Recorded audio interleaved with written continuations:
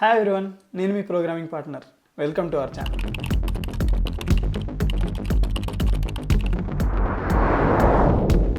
There are 300 plus programming languages in the world. ఏ programming language అయినా మన ఇన్స్ట్రక్షన్స్ని కంప్యూటర్కి అర్థమయ్యే లాంగ్వేజ్లో కన్వర్ట్ చేస్తుంది. That's it. సో నేను ప్రోగ్రామింగ్లోకి ఎంటర్ అయిన ఇనిషియల్ డేస్లో నాకు ఒకటే బిగ్గెస్ట్ క్వశ్చన్ ఉండేది, ఎందుకు ఇన్ని ప్రోగ్రామింగ్ లాంగ్వేజెస్ ఉన్నాయి అసలు? ఏదైనా ఒక్క ప్రోగ్రామింగ్ లాంగ్వేజ్ ఉంటే అది మనం పర్ఫెక్ట్గా నేర్చుకుంటే సరిపోతుంది కదా అని. బట్ ఈ 300 ప్లస్ ప్రోగ్రామింగ్ లాంగ్వేజెస్లో ప్రతి ప్రోగ్రామింగ్ లాంగ్వేజ్కి ఒక ఇంపార్టెన్స్ ఉంటుంది. ఈ విషయాలు మనకు అర్థం అవ్వాలంటే అసలు ప్రోగ్రామింగ్ లాంగ్వేజ్ని ఎన్ని టైప్స్లో మనం డిఫరెన్షియేట్ చేయొచ్చు అనేది అర్థం అవ్వాలి. ఫస్ట్ టైప్ ఆఫ్ క్లాసిఫికేషన్ వచ్చేసి level of abstraction. For example, మీ దగ్గర ఒక సమ్ ర్యాండమ్ నెంబర్స్ ఉన్నాయి. ఆ నెంబర్స్ని మీరు ఇంక్రీజింగ్ ఆర్డర్లో సార్ట్ చేద్దాం అనుకుంటున్నారు. For sorting those numbers into increasing order, you might have to write 10 lines of code. But అదే 10 lines of codeని నేను ఆల్రెడీ ఒకవేళ రాసి ఉంటే ఆ కోడ్ని మీరు ఒక చిన్న ఫంక్షన్ కాల్లో ఎగ్జిక్యూట్ చేస్తే సరిపోతుంది. So your 10 lines became 1 line. This is what is called abstraction. So ఏదైతే డెవలపర్స్కి యూజువల్గా యూజ్ చేసే ఆపరేషన్స్ ఉంటాయో వాటిని ఆల్రెడీ రాసిపెట్టి దాన్ని యూజ్ చేసుకోండి అని చెప్తే దాన్ని అబ్స్ట్రాక్షన్ అంటారు. With this concept, we can divide the programming languages into two types, low-level languages and high-level languages. Low-level languages lo, we will have to define each and every instruction clearly. But high-level languages lo, ఈ abstract అయిన ఏదైతే code ఉంటుందో లో-లెవెల్ language code దాన్ని call చేస్తే సరిపోతుంది. So దీనికి example ఏంటంటే, నేను ఒక స్ట్రింగ్ని డిస్ప్లే చేద్దాం అనుకుంటే, ఫర్ ఎగ్జాంపుల్ టెర్మినల్లో డిస్ప్లే చేద్దాం అనుకుంటే, హై లెవెల్ లాంగ్వేజ్లో నేను జస్ట్ ప్రింట్ హలో అని రాస్తే సరిపోతుంది. దీన్ని ఎగ్జిక్యూట్ చేస్తే నాకు హలో అనేది ప్రింట్ అవుతుంది. బట్ అదే లో లెవెల్ లాంగ్వేజ్లో రాయాలంటే ఫస్ట్ ఆఫ్ ఆల్ హలో అనే స్ట్రింగ్ని ఇన్పుట్ తీసుకోవాలి. నెక్స్ట్ ఈ హలోని బైనరీ ఫామ్లో కన్వర్ట్ చేసి, థర్డ్ ఈ కన్వర్ట్ చేసిన బైనరీ ఫామ్ని మెమరీ అడ్రస్ తీసుకుని ఆ మెమరీ అడ్రస్లో స్టోర్ చేయాలి. నెక్స్ట్ ప్రింట్ చేయడానికి ఈ మెమరీ యొక్క యాక్సెస్ మళ్ళీ తీసుకుని ఆ హలో అనే స్ట్రింగ్ని రీడ్ చేసి మానిటర్ ఆర్ డిస్ప్లే యాక్సెస్ తీసుకుని దానిలో ఏ పిక్సెల్లో అది ప్రింట్ అవ్వాలో చూసి ఆ ప్లేస్లో దాన్ని డిస్ప్లే చేయాలి. సో లో లెవెల్ లాంగ్వేజ్లో 6 స్టెప్స్లో ఉన్నది, 6 or more steps maybe. High level లాంగ్వేజ్లో మనం జస్ట్ ఒక సింపుల్ లైన్ చేస్తే సరిపోతుంది. So that is the difference between low level languages and high level language. So for example Python and Java ఇలాంటి లాంగ్వేజెస్ అన్నీ high level languages. Low level languages చాలా వరకు మనం విని కూడా ఉన్నాం. For example x86 or ARM అని assembly languages ఉన్నాయి కొన్ని. ఈ లాంగ్వేజెస్ ఏంటంటే 99.9% of the developers in the current generation they might not have heard about these languages. ఎందుకంటే మన ఎవరికి యూజ్ చేసే అవసరం లేదు, ఎందుకంటే ఈ లాంగ్వేజెస్ అన్నీ ఆల్రెడీ ఉన్నాయి, స్టేబుల్గా ఉన్నాయి. మన హై లెవెల్ లాంగ్వేజ్ అన్ని ఈ లాంగ్వేజ్ని ఇంటర్నల్గా యూజ్ చేసుకుని హార్డ్వేర్ని ప్రాసెస్ చేస్తూ ఉంటాయి. బట్ ఎప్పుడైతే మనకి ఈ హార్డ్వేర్ మీద ఎక్కువ కంట్రోల్ కావాలో, అంటే ఇప్పుడు ప్రజెంట్ ఉన్న హై లెవెల్ లాంగ్వేజ్ చేయలేనటువంటి కంట్రోల్ కావాల్సిన సిచ్యువేషన్స్లో developers are still working on low level languages. But మీకు అర్థమైనట్టుగా హై లెవెల్ లాంగ్వేజెస్ చాలా ఈజీగా నేర్చుకోవచ్చు అండ్ చాలా ఈజీగా రాయొచ్చు. సో మన క్లాసిఫికేషన్స్లో నెక్స్ట్ టైప్ వచ్చేసి ఎగ్జిక్యూషన్ ఆర్డర్. అంటే కంప్యూటర్ మనం రాసిన కోడ్ని ఏ ఆర్డర్లో ఎగ్జిక్యూట్ చేస్తుంది అనేది సింపుల్గా. సో కొన్ని లాంగ్వేజ్లో ఎలా ఉంటుందంటే, ఒక ఫైల్లో మీరు మొత్తం కోడ్ రాస్తే టాప్ నుంచి బాటం వరకు లైన్ బై లైన్ ఎగ్జిక్యూట్ అవుతుంది. సో ఈ ఫైల్ అంతా కంప్లీట్ అయ్యే వరకు ఇంకో ఫైల్లోకి అది వెళ్ళదు, ఇంకో ప్రోగ్రాంలోకి అది వెళ్ళదు. బట్ కొన్ని లాంగ్వేజ్లో ఎలా ఉంటుందంటే దీంట్లో ఆబ్జెక్ట్స్, క్లాసెస్ అండ్ మెథడ్స్ అలాంటివన్నీ ఉంటాయి. సో ఏమవుతుందంటే మీరు ఒక ఫైల్లో ఒక 10 lines ఆఫ్ కోడ్ రాస్తారు. దాంట్లో ఫస్ట్ 3 lines ఎగ్జిక్యూట్ అయిన తర్వాత 4th లైన్లో మీకు ఒక క్లాస్ ఆబ్జెక్ట్ క్రియేట్ చేస్తారు. ఈ క్లాస్ డెఫినేషన్ వేరే ఫైల్లో ఎక్కడ ఉంటుంది. సో కంప్యూటర్ ఈ లైన్స్ అన్నీ రన్ చేసి 4th లైన్లోకి వచ్చేసరికి క్లాస్ని చూడగానే ఇంకో ఫైల్లోకి వెళ్ళి ఆ క్లాస్ డెఫినేషన్లోకి వెళ్ళి ఆ క్లాస్ డెఫినేషన్లో ఉన్న కోడ్ని ఎగ్జిక్యూట్ చేస్తుంది. సో ఇలా line by line without going into different files ఏదైతే ఎగ్జిక్యూట్ చేస్తుందో దాన్ని ప్రొసీజరల్ లాంగ్వేజెస్ అంటారు. ఇలా క్లాసెస్, ఆబ్జెక్ట్స్, మెథడ్స్ ఇలాంటివి ఉండే వాటిని ఆబ్జెక్ట్ ఓరియంటెడ్ లాంగ్వేజెస్ అని అంటారు. ఆబ్జెక్ట్ ఓరియంటెడ్ ప్రోగ్రామింగ్ లాంగ్వేజ్లో అడ్వాంటేజ్ ఏంటంటే కోడ్ డూప్లికేషన్ ఉండదు. మనం ఏదైతే ఒక క్లాస్ కానీ ఒక ఫంక్షన్ కానీ రాస్తామో ఆ కోడ్ని మనం ఎన్ని ప్లేసెస్లో అయినా యూజ్ చేసుకోవచ్చు. సో మీరు ఎప్పుడైనా ఒక బిగ్ ప్రాజెక్ట్లో వర్క్ చేస్తున్నారంటే ఖచ్చితంగా ఆబ్జెక్ట్ ఓరియంటెడ్ ప్రోగ్రామింగ్ లాంగ్వేజ్ మీద వర్క్ చేయాలి. ఎందుకంటే దీంట్లో చాలా అడ్వాంటేజెస్ ఉన్నాయి. కోడ్ డూప్లికేషన్ ఉండదు అండ్ కోడ్ అబ్స్ట్రాక్షన్ జరుగుతుంది, మీకు ముందు ఆల్రెడీ ఎక్స్ప్లెయిన్ చేసినట్టుగా. అండ్ కోడ్ని మీరు చాలా ఈజీగా అండ్ బ్యూటిఫుల్గా ఆర్గనైజ్ చేసుకోవచ్చు. సో నెక్స్ట్ క్లాసిఫికేషన్ టైప్ వచ్చేసి ఎగ్జిక్యూషన్ మోడ్. అంటే మనం రాసిన కోడ్ని కంప్యూటర్ ఎలా ఎగ్జిక్యూట్ చేస్తుంది అనేది.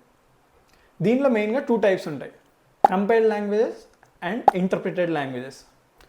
కంపైల్డ్ లాంగ్వేజెస్లో మనం రాసిన కోడ్ని, ఫర్ ఎగ్జాంపుల్ నేను ఒక ఫైల్లో ఒక 10 లైన్స్ ఆఫ్ కోడ్ రాస్తే ఆ కోడ్ మొత్తాన్ని ఒక్కసారే మెషిన్ కోడ్లోకి కన్వర్ట్ చేస్తుంది. ఈ మెషిన్ కోడ్లో కన్వర్ట్ చేసిన తర్వాత ఈ మెషిన్ కోడ్ కన్వర్ట్ అయిన ఫైల్ని కంప్యూటర్ ఎగ్జిక్యూట్ చేస్తుంది. దీన్ని కంపైల్డ్ లాంగ్వేజ్ అంటారు. బట్ ఇంటర్ప్రిటెడ్ లాంగ్వేజెస్లో ఇలా డైరెక్ట్ ఫైల్ కన్వర్షన్ అవ్వదు. మనం ఫైల్ ఎగ్జిక్యూట్ చేస్తే లైన్ బై లైన్ ఒక్కొక్క లైను దాన్ని మెషిన్ కోడ్లో కన్వర్ట్ చేసి దాన్ని ఎగ్జిక్యూట్ చేస్తుంది. నెక్స్ట్ ఫస్ట్ లైన్ అయిపోగానే సెకండ్ లైన్కి వచ్చి మళ్ళీ దాన్ని కన్వర్ట్ చేసి మళ్ళీ ఎగ్జిక్యూట్ చేస్తుంది. సో ఇది ఇంటర్ప్రిటెడ్ లాంగ్వేజ్. కంపైల్ లాంగ్వేజెస్లో కోడ్ని ఫస్ట్ బిల్డ్ చేసి తర్వాత ఎగ్జిక్యూట్ చేయాలి. సో ఈ బిల్డ్ చేసినప్పుడు కోడ్లో ఏదైనా ఇష్యూస్ ఉంటాయి, ఫర్ ఎగ్జాంపుల్ ఏదైనా టైప్ మిస్ మ్యాచెస్ ఉన్నా, లేదంటే సింటాక్స్ ఇష్యూస్ ఉన్నా, లేదంటే ఇండెంటేషన్ ఇష్యూస్ ఉన్నా, ఇలాంటివన్నీ బిల్డ్ ఫేస్లో మనకి తెలిసిపోతాయి ఈజీగా. సో ఎగ్జిక్యూషన్ ఫేస్లోకి ఆ ఇష్యూస్ అన్నీ వెళ్ళవు. సో ఇది ఒక అడ్వాంటేజ్ అనమాట కంపైల్డ్ లాంగ్వేజెస్. బట్ ఇదే ఇంటర్ప్రిటెడ్ లాంగ్వేజెస్లో మీకు ఎర్లీగా తెలిసే ఎర్రర్స్ ఏమి ఉండవు. సో మీరు ఎగ్జిక్యూట్ చేసిన తర్వాత అది యాక్చువల్గా కోడ్ రన్ అయ్యే టైంలోనే మీకు ఇలాంటి ఇష్యూస్, సింపుల్ ఇష్యూస్ ఉన్నా సరే అప్పుడే అర్థమవుతాయి. ఇన్ జనరల్ ఇంటర్ప్రిటెడ్ లాంగ్వేజెస్ అనేవి ప్లాట్ఫామ్ ఇండిపెండెంట్ ఉంటాయి. సో నేను ఒక ఇంటర్ప్రిటెడ్ లాంగ్వేజ్లో కోడ్ రాసి దాన్ని విండోస్లో రన్ చేయొచ్చు, లినక్స్లో రన్ చేయొచ్చు, మ్యాక్లో రన్ చేయొచ్చు. బట్ జనరల్లీ కంపైల్డ్ లాంగ్వేజెస్ అనేవి ప్లాట్ఫామ్ డిపెండెంట్ ఉంటాయి. ఎందుకంటే ఈ కంపైలేషన్ ఏదైతే జరుగుతుందో అది ఓఎస్ ఆపరేటింగ్ సిస్టమ్ని బట్టి డిఫరెన్షియేషన్ ఉంటుంది. సో వీటిని అన్ని ఎన్విరాన్మెంట్స్లో ఎగ్జిక్యూట్ చేయడం అనేది కొంచెం difficult. But there are languages which are compiled but they still work in different environments. So this is not a big con. Compiled లాంగ్వేజ్కి ఎగ్జాంపుల్స్ వచ్చేసి సి ఆర్ C++ ఇలాంటివన్నీ అనమాట. అండ్ పైథాన్ అనేది ఒక ఇంటర్ప్రిటెడ్ లాంగ్వేజ్. అండ్ ఇంట్రెస్టింగ్లీ ఈ compiled లాంగ్వేజ్కి ఇంటర్ప్రిటెడ్ లాంగ్వేజ్కి మధ్యలో కూడా ఒక టైప్ ఆఫ్ లాంగ్వేజ్ ఉంది, దాన్నే హైబ్రిడ్ లాంగ్వేజెస్ అంటారు. సో దీనికి బెస్ట్ ఎగ్జాంపుల్ జావా అనమాట. జావాలో ఏమవుతుందంటే ఫస్ట్ మనం ఏదైతే కోడ్ రాస్తామో ఆ కోడ్ మొత్తం ఒక ఇంటర్మీడియరీ లాంగ్వేజ్లోకి కన్వర్ట్ అవుతుంది. దాన్నే బైట్ కోడ్ అంటారు. ఇది కంపైలేషన్ ఫేజ్. బట్ బైట్ కోడ్లో కన్వర్ట్ అయిన తర్వాత JVM ఈ బైట్ కోడ్ని లైన్ బై లైన్ ఇంటర్ప్రిట్ చేసి దాన్ని మళ్ళీ మెషిన్ కోడ్లో కన్వర్ట్ చేసి ఎగ్జిక్యూట్ చేస్తుంది. సో జావా అనేది both compiled and interpreted language. So మన క్లాసిఫికేషన్స్లో నెక్స్ట్ కాన్సెప్ట్ వచ్చేసి టైప్ సిస్టమ్. ఫర్ ఎగ్జాంపుల్ నేను పైథాన్లో ఒక వేరియబుల్ని ఈ విధంగా ఇనిషియలైజ్ చేయొచ్చు, A=10 అని. అదే జావాలో ఇనిషియలైజ్ చేయాలంటే నేను int A=10 అని ఇనిషియలైజ్ చేయాలి. సో ఇప్పుడు నేను పైథాన్లో ఇదే వేరియబుల్కి ఒక స్ట్రింగ్ని అసైన్ చేయొచ్చు. ఫర్ ఎగ్జాంపుల్ A=ప్రోగ్రామింగ్ పార్ట్నర్ అని. అదే నేను జావాలో ట్రై చేస్తే A=ప్రోగ్రామింగ్ పార్ట్నర్ అనే స్ట్రింగ్ని అసైన్ చేయడానికి ట్రై చేస్తే జావా త్రోస్ ఎన్ ఎర్రర్. ఎందుకంటే Java is a statically typed language. అంటే ఏదైనా ఒక వేరియబుల్ని మనం యూజ్ చేసే ముందే దాంట్లో ఏ టైప్ స్టోర్ చేస్తాం అనేది క్లియర్గా డిఫైన్ చేయాలి.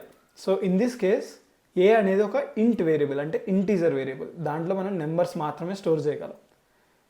Even we want to store strings in that variable, మనకు అదే ఎర్రర్ త్రో చేసింది. But Python is a dynamically typed language. అంటే మీరు వేరియబుల్స్ని ఏ రకంగానూ చేంజ్ చేయొచ్చు. సో జనరల్లీ కంపైల్డ్ లాంగ్వేజెస్లో స్టాటిక్ టైపింగ్ ఉంటుంది.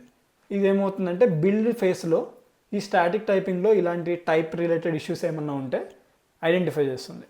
అండ్ ఇంటర్ప్రిటెడ్ లాంగ్వేజెస్లో జనరల్లీ డైనమికల్ టైపింగ్ ఉంటుంది.